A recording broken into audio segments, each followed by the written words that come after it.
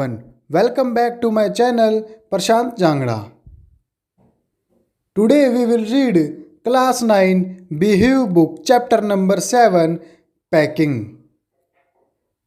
क्या आपको यात्राओं पर जाना पसंद है? आप सबसे ज़्यादा किस तरह की यात्राओं का आनंद लेते हैं? यात्रा के लिए पैकिंग करने के बारे में आप कैसा महसूस करते हैं? कमेंट करके ज़रूर बताइएगा। क्या आपको कभी किसी यात्रा पर पता चला है कि आप अपनी ज़रूरत की कुछ चीज़ें पैक करना भूल गए हैं या फिर आप उन्हें आसानी से नहीं पा सकते? क्या यह आपको गुस्सा दिलाता है या आपको हंसाता है? चैप्टर की समरी को जानने के लिए वीडियो को एंड तक ज़रूर देखना। जेरोम ने अपनी पैक करने की कला पर गर्व महसूस किया। तीनों मित्रों ने छुट्टी पर जाने का निर्णय लिया। उसने पैकिंग करने का प्रस्ताव किया। उसके दोस्त जॉर्ज और हैरिस इससे प्रभावित हो गए। उन्होंने सिगार और पाइप जलाते हुए आराम महसूस किया कि जेरोम पैकिंग करेगा,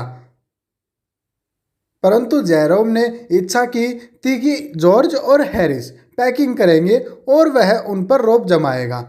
जब उन्होंने आराम किया तो वह चिढ़ गया। उसे कुछ काम नहीं करने वाले लोग बहुत उत्तेजित करते थे। वह स्वयं चुपचाप बैठा हुआ दूसरों का काम करते हुए नहीं देख सकता था। वह खुद को खड़े हुए और दूसरों को काम करते हुए निरीक्षण करने में आनंदित होता था। जब वह स्वयं काम कर रहा हो तो दूसरे व्यक्तियों के कुछ न करते हुए देखकर उसके घृणा होती थी। जेरोम ने पैकिंग शुरू कर दी। उसने थोड़े से समय में पैकिंग समाप्त कर ली। हैरिस ने उसे बताया कि वह जूतों को पैक करना भूल गया था। उसने थैला खोला और जूतों को अंदर पैक कर दिया।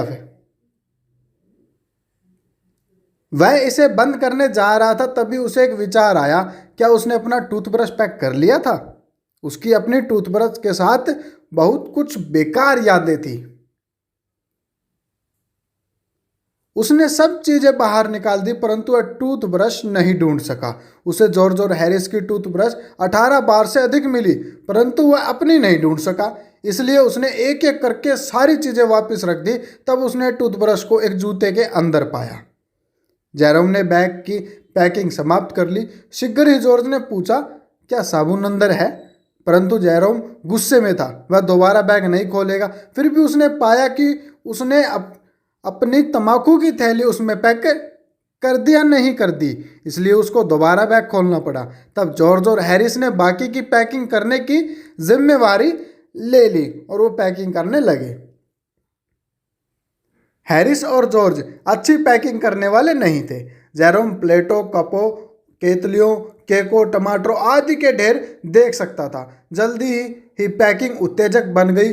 कप भी तोड़े जा चुके थे। हैरिस ने स्ट्रॉबेरी जैम को टमाटर के ऊपर पैक कर दिया और उसे कुचल दिया। जॉर्ज मक्खन के ऊपर गुजर गया। जेरोम बैठ गया था और उसने उन्हें पैकिंग करते हुए आराम से देख रहा था। इससे जॉर्ज और हैरिस उत्तेजित हो गए। उन्होंने चीज़ों के ऊपर पैर रख दिए। तब वे उन चीज़ों को नहीं ढूंढ सके जो वे ढूंढना चाहते थे। उन्होंने कचौड़ियों का बैग भी बिल्कुल तली में रख दिया था। उनके ऊपर भारी चीज़ें रखने के बाद वो भी पिचक गई थी। जॉर्ज और हैरिस ने सभी चीज़ों को अस्त व्यस्त कर दिया।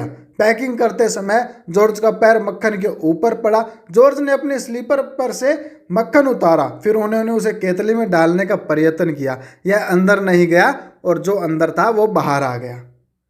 आखिर में उन्होंने इसे पा लिया। उन्होंने इसे एक कुर्सी के ऊपर रख दिया। हैरिस इसके ऊपर बैठ गया। वह इससे चिपक गई।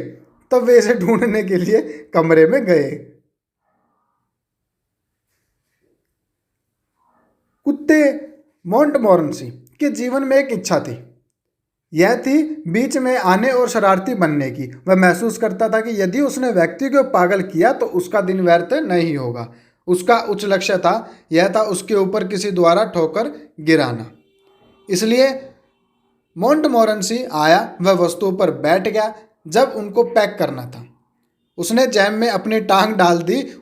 उसने बहाना किया कि नींबू चूहे थे और उनको उसने छोटी टोकरी में डाल दिया। हैरिस ने कहा कि वर्णनकर्ता ने ही कुत्ते से यह सब कुछ करवाया है। पैकिंग हो गई।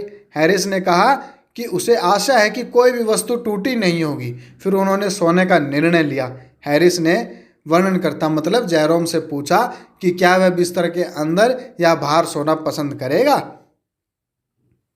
जॉर्ज ने पूछा कि वो उन्हें कब जगाए। उन्होंने समय के ऊपर बहस करना आरंभ कर दिया। अंत में उन्होंने सुबह 6:30 बजे जागने का निर्णय लिया।